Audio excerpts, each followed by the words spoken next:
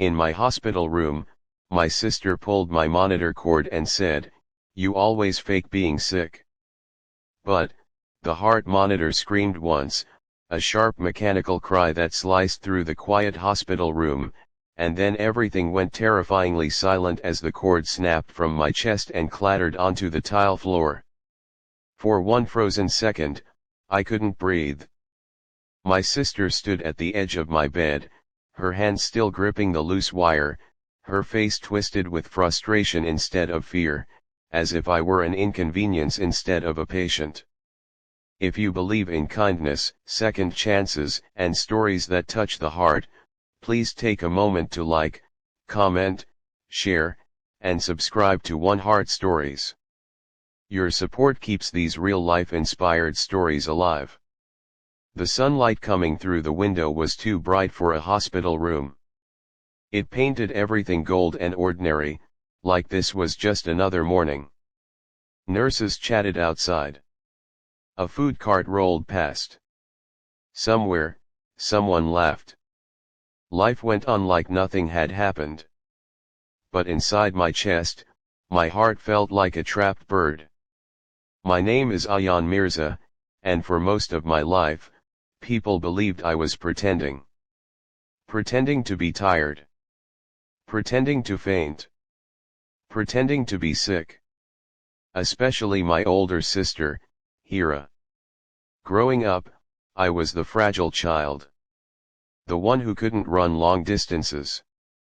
The one who sat out of sports day. The one who missed school trips because of dizzy spells and sudden blackouts. Doctors called it anxiety at first. Teachers called it attention-seeking. Relatives called it drama. And slowly, my family started calling it fake. Hero was everything I wasn't. Strong. Loud. Perfect grades. Captain of her college team. The daughter my parents bragged about at weddings. I was the shadow they explained away with embarrassed smiles. He's just weak, they'd say. He'll grow out of it. But I never did. At 23, I still woke up some mornings with my heart racing like I'd run a marathon in my sleep.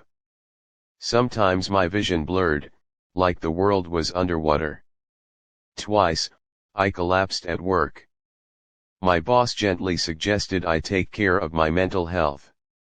Even I started believing maybe it was all in my head. Until the day I fainted while crossing the street and woke up in this hospital bed with wires taped to my chest and an oxygen tube in my nose.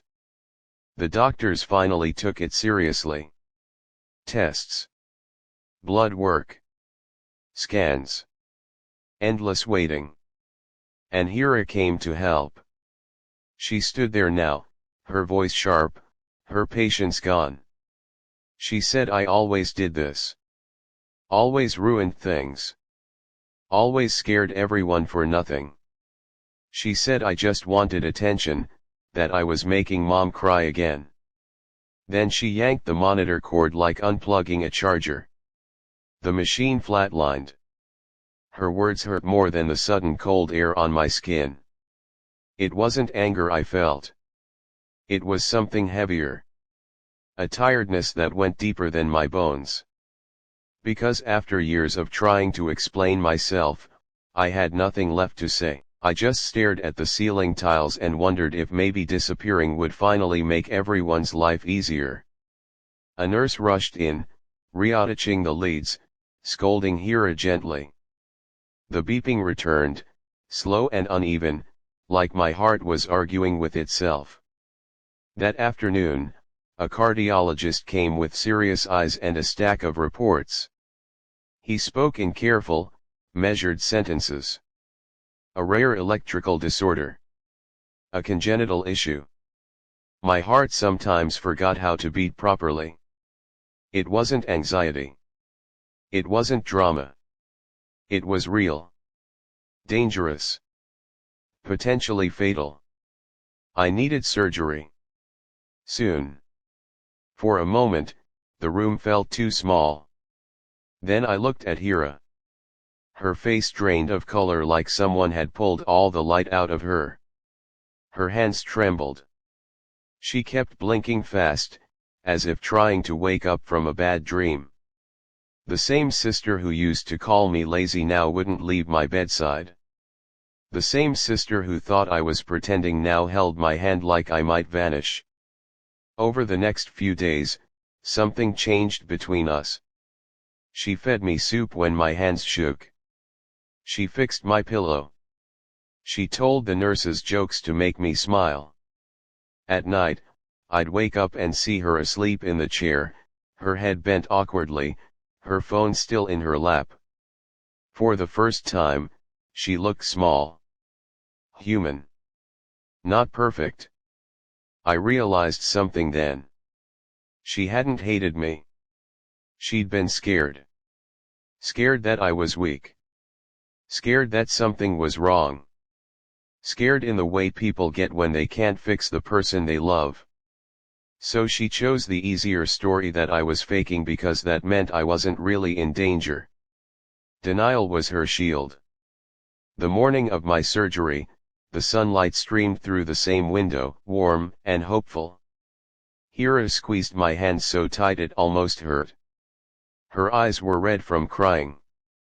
She whispered that she was sorry for every time she didn't believe me. And for the first time in years, I didn't feel invisible. I felt seen. The surgery lasted 4 hours. When I woke up, everything hurt but my chest felt steady. Calm. Like a drum finally finding its rhythm. Weeks later, I walked out of the hospital into bright daytime air, breathing deeper than I ever had.